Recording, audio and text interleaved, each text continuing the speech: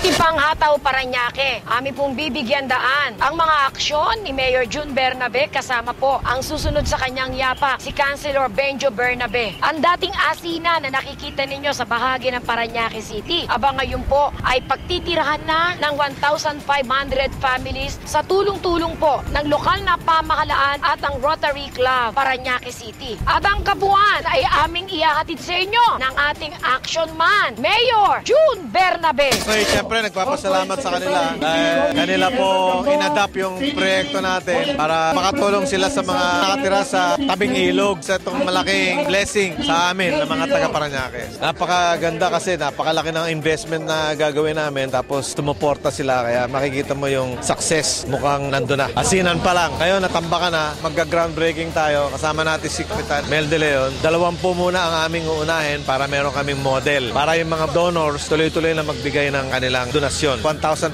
lahat kailangan namin. Palagay ko sa nakita nila ng mga tao rito at nagpe-pledge, gagawin pa nila mga programa. Mas marami sigurong magdo-donate. Mayor, nagbalik lang po yung iba sa mga tinulong nyo din sa kanilang mga naging proyekto. Salamat doon sa kanilang pagtulong. Kung natulungan ko man sila noong nakaraan, talaga pong nais namin natin talaga makatulong. Again, my heartfelt thanks. This is a success in the making. Sa ngalan po na aming samahan, Rotary Club of Parañaque, ang inyo pong lingkod ay naging past president. Kasama ko po ang ating buting mayor ay nakapag-commit kami ng 2 bahay. 2,500 families talaga ang nandyan sa ilog. Pero yung balanse, hahanap pa namin ng paglalagyan. Kaya kami nagkaroon ng ganitong proyekto kasi yung ilog gusto namin linisin. Para natin malinis yung ilog, kailangan walang mga nakatira sa ilog. Siyempre, sila nagtatapon ng basura. Siyempre, pag muulan at barado ng mga basura yung mga creek, kailangan linisin yun. Kasi all of this contribute to flooding. So, nandyan yung equipment namin. May dredging machine kami, panghukay ng ilog. Nandyan ang mobile excavator, panghukay ng creek para tuloy-tuloy po ang daloy ng tubig papalabas sa Manila Bay. Safe naman yung safety nila dito dahil inventory, meron naman kaming ECC. Dahil nga sa kagandahan palad ni Mayor Bernabe, kami ngayon ay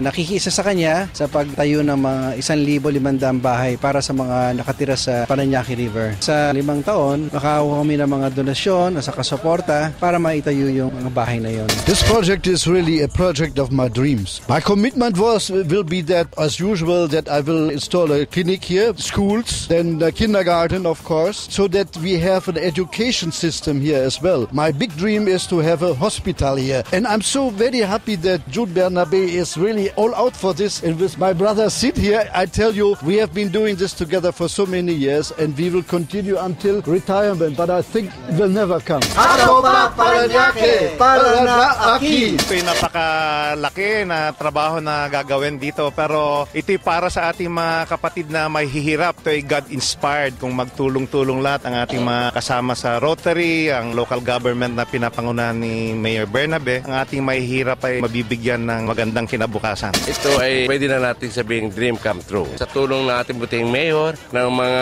NGOs, very particular of course yung mga Rotary Club, kami natutuwa na nagkatulong-tulong para dito sa proyekto ng Rotary Home. Ito po ay nasaksihan ko at pagpapatuloy lang po ang mga proyekto ng ating mahal na mayor. 1,200 homes po ito.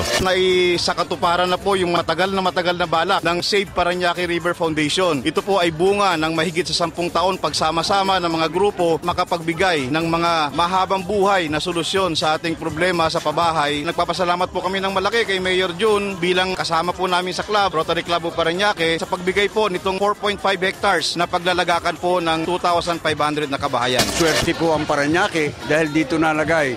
Salamat sa Rotary being a barangay captain and at the same time, past president po ng Rotary Club of Parañaque Metro South. Maraming salamat po sa proyekto. Hataw pa, Parañaque! Sana makatayo na tayo ng mga at least 60 houses. The dream is in 3 years time sana maka 1,000. We need at least 100,000 per house. Hindi namin kayang mag-isa to. Kailangan namin lahat ng tulong ng mga mamayan, mga sponsors. Hataw, Parañaque. Ito na po yung panaginip, ito na po yung lugar na dating asinan. The housing project does not only give new houses dun sa ating mga constituents, kundi kasabay na ho yung paglilinis natin ng ating Parañaque River. Of course, yung mga taong nakatira sa riverbanks, yung ating tinatawag na informal settlers, nabigyan ng pagkakataon na magkaroon ng bagong simula dahil sa kanilang pagkakataon na binigay ng Rotary, ng City Government, of course na Angkop, Gawad Kalinga, Save the River Foundation. Masaya ho tayong lahat ngayon dahil nakikita ho natin na napakagandang proyekto. Ating City Government ay tumulong sa pag-purchase ng property na ganito Ito po ay joint project with the Rotary Homes na ating District 3830. Tutuwa ho kami. Talagang tuloy-tuloy ang mga proyekto natin pagdating sa ating mga kababayan dito sa Parañaque. Sa 2